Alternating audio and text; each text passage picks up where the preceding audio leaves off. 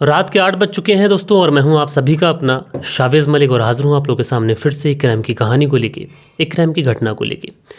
जैसा कि दोस्तों आप लोगों को सभी को पता है कि इस चैनल के माध्यम से हमने रात 8 बजे क्राइम स्टोरीज़ का सिलसिला शुरू किया है, क्योंकि दोस्तों आप लोग ट्रू क्राइम सफ़र पर लगातार मुझे सुनते चले आए और मैंने भी इसलिए ये फैसला किया कि सेकंड चैनल बनाने का, क्योंकि आजकल के ज़माने में क्राइम बहुत ज़्यादा बढ़ गया है और कहीं ना कहीं अगर हम क्राइम स्टोरीज़ को कवर करते हैं तो बहुत सारी ऐसी घटनाएं होती हैं जो कहीं ना कहीं मिस हो जाती हैं, जिस वजह से मैंने ये फ़ैसला लिया कि किसी भी तरीके की कोई भी घटना मिस ना हो पाए। इसी वजह से ही हमने दूसरा चैनल बनाया है जिसमें कुछ ऐसी कहानियाँ जो कहीं ना कहीं मिस हो जाती हैं। और दोस्तों आजकल जब क्राइम स्टोरीज़ हम जैसे लोग आप लोग को सुनाते हैं तो आप लोगों ने देखा होगा कि अब जो हमारा मेन स्ट्रीम मीडिया है उसकी नज़र भी अब क्राइम स्टोरीज़ जो हैं, जो क्राइम की न्यूज़ है उसके ऊपर ज़्यादा है और इस वजह से जो कोई भी क्राइम होता है वो अब छुप नहीं पाता।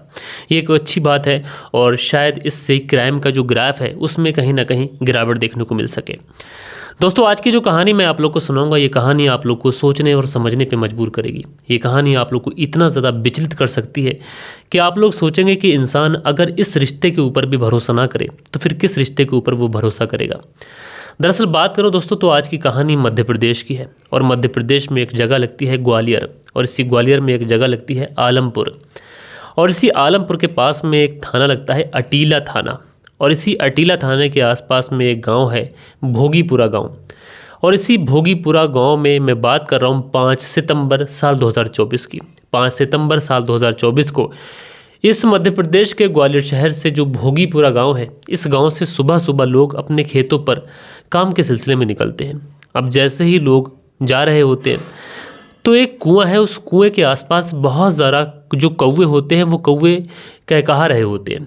अब जो लोग थे जब उस कुएं के पास इस तरीके से कौवे आवाज़ें कर रहे हैं तो जो लोग थे वो गांव के बाहर ही कुआं था चूँकि, तो जो लोग थे वो उस कुएं की तरफ बढ़ते हैं कि कौवे इस तरीके से इस तादाद में इस कुएं के आसपास क्यों बैठे हैं और क्यों चीख रहे हैं। लिहाजा जैसे ही वो गांव वाले उस कुएं के नज़दीक पहुंचते हैं तो देखते क्या है कि इस कुएं के अंदर एक डेड बॉडी पड़ी हुई है। डेड बॉडी देखने से ही ऐसी लग रही है क्योंकि कुएं में चारों तरफ खून के छींटे थे। लिहाजा तुरंत अटीला थाना में फ़ोन कर दिया जाता है। अटीला थाना पुलिस को जब ये इन्फॉर्मेशन मिलती है कि भोगीपुरा गांव में कुएं के पास में एक डेड बॉडी पड़ी हुई है, लिहाजा वो जो टीम थी तुरंत मौके पर पहुंचती है। साथ में डॉग स्क्वाड, एफएसएल, तमाम तरीके की जो टीमें होती हैं, टेक्निकल टीम है, उन सबको लिया जाता है और पुलिस पहुंच जाती है। सबसे पहले गाँव वालों की मदद से उस डेड बॉडी को बाहर निकाला जाता है। अब दोस्तों जब डेड बॉडी को बाहर निकाला जाता है तो जो आस पड़ोस के गांव के लोग थे उन सारे लोगों से पूछताछ की जाती है कि तुम कोई भी क्या इस शख्स को कोई पहचानता है। लेकिन इस भोगीपुरा गांव के जितने भी लोग थे वो सब के सब इस डेड बॉडी को पहचानने से इनकार कर देते हैं। वो कहते हैं कि साहब हम तो इस डेड बॉडी को जानते नहीं, क्योंकि हमने इससे पहले इस तरीके के शख्स को इस गाँव के अंदर कभी नहीं देखा। लिहाजा पुलिस वाले जो थे अब आस पड़ोस में यानी भोगीपुरा के आस पड़ोस में जितने भी गांव थे उन तमाम गांव वालों से पूछताछ करते हैं। तमाम गांव वालों में अलग अलग जगह पर पुलिस जाती है, कुछ गांव वालों को भी भेजा जाता है, तमाम प्रधानों से भी बात की जाती है। लेकिन तमाम आस पड़ोस के जितने भी गांव थे सबसे यही सूचना मिलती है कि साहब हमारे गाँव का कोई भी व्यक्ति गुम नहीं है और ये जो डेड बॉडी है ये हमारे गाँव के किसी भी व्यक्ति की नहीं है।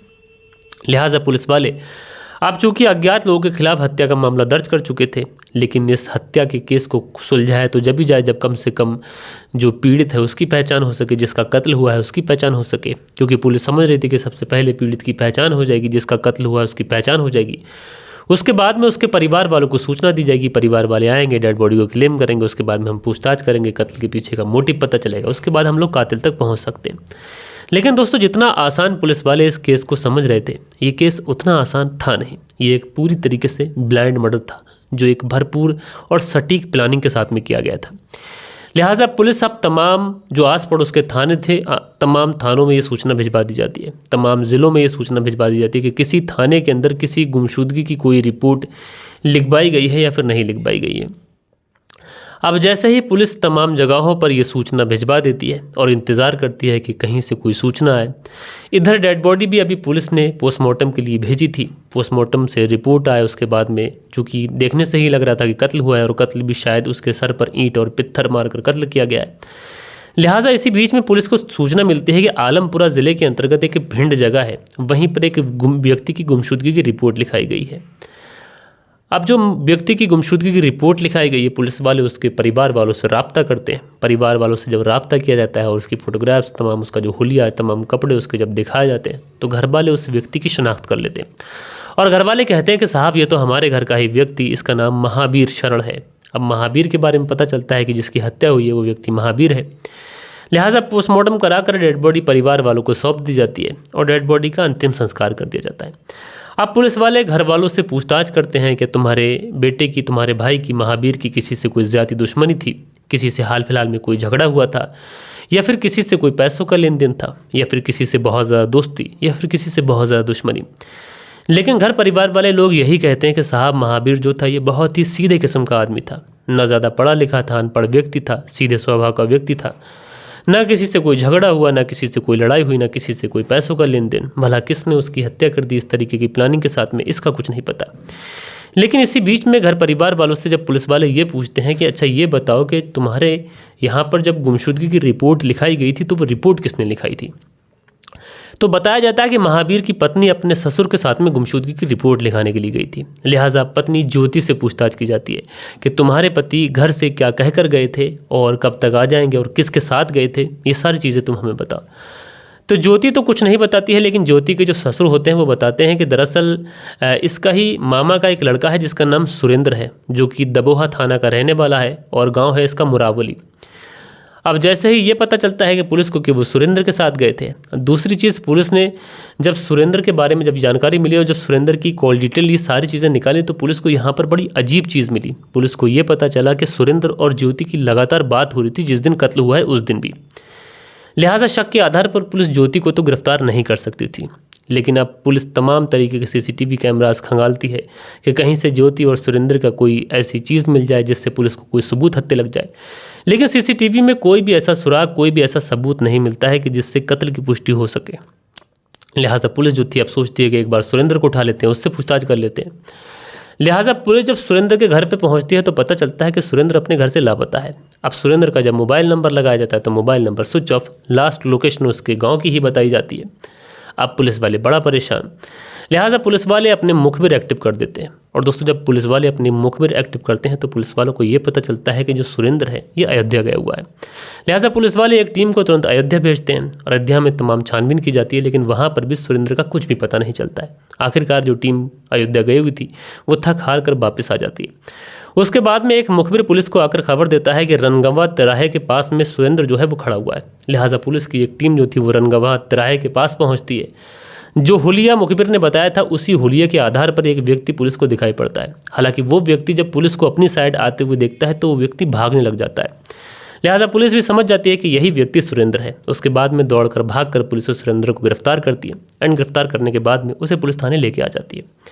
एंड पुलिस थाने लाने के बाद में जब सुरेंद्र से पूछताछ की जाती है तो सुरेंद्र पुलिस को गुमराह करने की कोशिश करता है। वो कहता है कि उसे बस फंसाया जा रहा है, जबकि उसका इस पूरे कत्ल से, इस पूरे अपहरण से कुछ भी लेना देना नहीं है। लेकिन दोस्तों पुलिस बखूबी समझ चुकी थी कि वो सुरेंद्र के साथ ही गया था और किसी के साथ गया नहीं था, लौट कर आया नहीं। दूसरी चीज़ ये है कि सुरेंद्र की लगातार बात ज्योति से होती रही है। अब पुलिस सुरेंद्र को तो उठा चुकी थी, उसके बाद में ज्योति को भी गिरफ्तार करके लेके आती है। अब इन दोनों को फ्रंट सीट पर बैठाती है और उसके बाद में इन दोनों से सख्ती से पूछताछ करती है। अब दोस्तों जब सुरेंद्र से पूछताछ की जाती है तो सुरेंद्र पूरी कहानी पुलिस के सामने कबूल कर लेता है और वो कहता है कि हाँ, जो व्यक्ति जिसका नाम महावीर था उसकी हत्या मैंने ही की है और महावीर मेरे फूफी का लड़का है। अब जैसे ही ये बातें सुरेंद्र पुलिस को बताता है तो पुलिस अब सुरेंद्र से ये पूछती है कि आखिरकार तुमने महावीर का कत्ल क्यों किया और तुम्हारी आखिरकार उसकी पत्नी ज्योति से क्या बात हो रही थी। तो उसके बाद में सुरेंद्र पूरी कहानी जो सिलसिलेवार तरीके से बताता है उससे कई रिश्ते तार-तार हो जाते हैं। एक तो भाई और भाई का रिश्ता तार-तार हो जाता है, दूसरा पति और पत्नी का रिश्ता तार-तार हो जाता है। दरअसल सुरेंद्र पुलिस को बताता है कि साहब कुछ साल पहले मेरी पत्नी की कैंसर से मौत हो जाती है और जब मेरी पत्नी की मौत हो जाती है तो मैं बस अकेला रह चुका था। इस बीच में मेरे भाई महावीर के घर मेरा आना जाना था और मेरे भाई महावीर की जो पत्नी ज्योति थी उससे मेरी काफ़ी ज़्यादा हंसी मजाक हो जाया करती थी।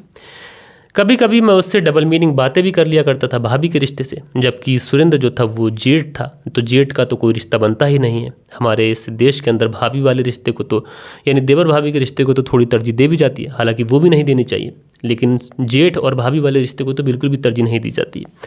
लिहाजा जेठ होने के बावजूद भी ये महावीर की पत्नी से डबल मीनिंग बातें कर लिया करता था, उससे हंसी मजाक कर लिया करता था। वो भी कभी कभी पूछती कि भैया किस तरीके से आप अपनी तनहा ज़िंदगी काट रहे हैं, तो ये अपनी दुख भरी कहानी सुना देता कि बस क्या ही कहा जाए, तुम्हारी भाभी के जाने के बाद में ज़िंदगी ऐसे ही कट रही है, न जाने ऐसे ही कटेगी।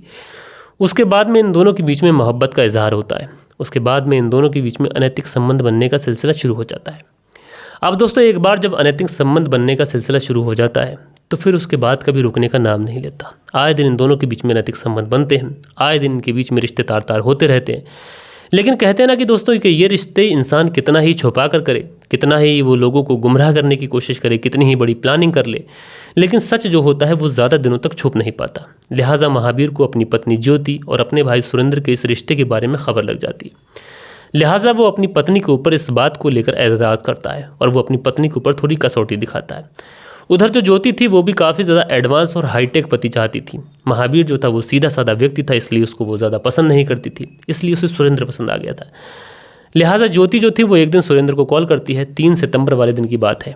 3 सितंबर को ये सुरेंद्र को कॉल करती है और कॉल करने के बाद में कहती है कि देखो कि जो मेरा पति है वो मेरे ऊपर बहुत ज़्यादा सख्ती दिखा रहा है, मेरे ऊपर बहुत ज़्यादा नज़र रख रहा है और ऐसे में मैं तुमसे कैसे मिलूंगी। लिहाजा वक्त आ गया है कि मेरे पति को अब इस दुनिया से हमेशा हमेशा के लिए रुखसत करने का समय आ चुका है। तुम ऐसा करो कि हमारा एक दूर का रिश्तेदार है जो जेल में बंद है, किसी तरीके से मेरे पति से बात करो और बात कर कर ये कहो कि चलो उससे एक बार मिलाई कराते हैं, जो रिश्तेदार बंद है जेल के अंदर। ऐसा ही होता है। 3 सितंबर को ये बहाने से महावीर को लेकर मिलाई करने के लिए उससे जेल चला जाता है, जेल में मिलाई करता है। उसके बाद 4 सितंबर को ये लोग रेलवे स्टेशन पर ही रुकते हैं। उसके बाद ये लोग आलमपुर की तरफ निकलते हैं और वहीं रास्ते में ज्योति उसे फ़ोन करती है और कहती है कि रास्ते में ही इसे निपटा देना। उसके बाद में आलमपुर के पास में जो अटीला थाना है, यहीं पर एक गांव पड़ता है, भोगीपुरा गांव। यहीं पर रास्ते में छाँव होती है और छाँव में एक कुआं भी था। उसी कुएं की सपील पर ये लोग बैठ जाते हैं, शराब पीने के बहाने, सुल्फा पीने के बहाने। एंड वहीं पर महावीर जो था वो सुरेंद्र से पूछता है कि अच्छा ये बताओ कि मेरी पत्नी बार बार तुम्हें कॉल क्यों कर रही थी, क्या मतलब है। इसी बात को लेकर सुरेंद्र और महावीर में झगड़ा हो जाता है और इस झगड़े का फ़ायदा उठाकर सुरेंद्र ईंट और पत्थर से कई सारे वार महावीर के ऊपर करता है और मौके पर ही महावीर की मौत हो जाती है।